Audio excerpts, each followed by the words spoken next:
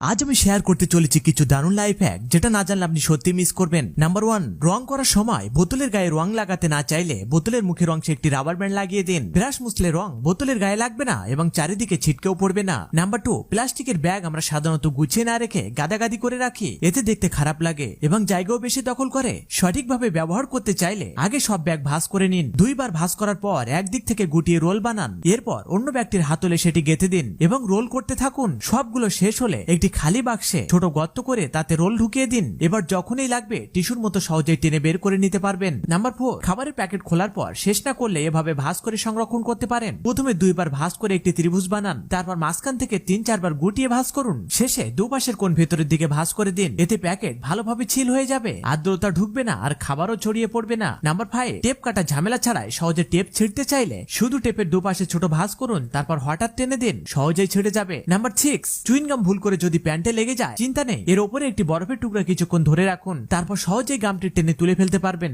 সবশেষে অনুরোধ, আপনি কোথা থেকে দেখছেন সেটি কমেন্ট করে জানান এবং লাইক, সাবস্ক্রাইব ও ফলো করতে ভুলবেন না।